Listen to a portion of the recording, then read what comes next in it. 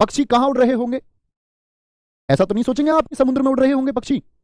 कहीं ऐसा तो नहीं सोचेंगे जी पक्षी, क्या साधारण अर्थ क्या निकल के आता, पक्षी आकाश में उड़ रहे होंगे, कोई दिक्कत?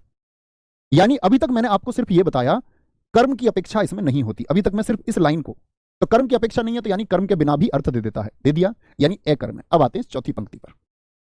मैं आपसे पूछूं कि क्या उड़ रहा है?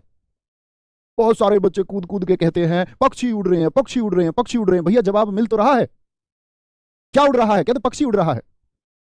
प्राणीवाचक के लिए मैंने आपको कहा था कौन का इस्तेमाल होता है, पक्षी प्राणी है। अभी मत सोच लेना आदमी प्राणी होता है जी, पक्षी कैसे प्राणी हो? प्रत्येक जीव प्राणी है, जिसके अंदर प्राण है वह प्राणी है। अच्छा आसान से शब्दों में समझते हैं।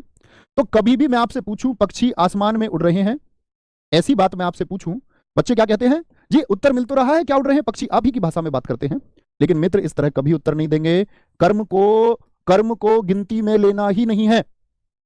वाक्य बनाना होगा कर्ता और फिर क्रिया से। पक्षी क्या उड़ रहे हैं, क्रिया से पहले क्या लगाएंगे।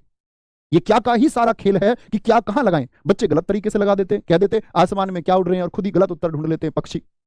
कर्म के बिना है, कर्म का कोई उपयोग ही नहीं है। क्या बोलना भैया, मैं तो कर्ता पर ध्यान दूंगा और क्रिया पर ध्यान दूंगा, तब एक वाक्य बनाऊंगा। कर्ता और क्रिया से एक वाक्य बनाऊंगा, क्रिया के पहले क्या लगाकर। पक्षी पक्षी क्या पक्षी क्या उड़ रहे हैं? अब बताओ पक्षी क्या उड़ रहे हैं? उड़ान उड़ रहे हैं या अपने पंख उड़ रहे हैं? या आदमी ही होता मैं पूछता आदमी क्या उड़ रहा है। अब ये थोड़ी बोलोगे आदमी क्या उड़ रहा है तो आप कह दोगे आदमी उड़ रहा है। मैं कह रहा हूं आदमी क्या उड़ रहा है। अब बताइए, अब मुझे बताइए पक्षी क्या उड़ रहा है। ओहो भैया आज बात समझ में आई, हम तो इस क्या का इस्तेमाल ही गलत जगह कर लेते थे। हमको यह बताया ही नहीं गया कि सिर्फ यह बता दिया गया कि क्या का इस्तेमाल कर लो, यह बताया ही नहीं गया कि क्या को किस उचित जगह लगाना है। उचित जगह कौन सी होगी?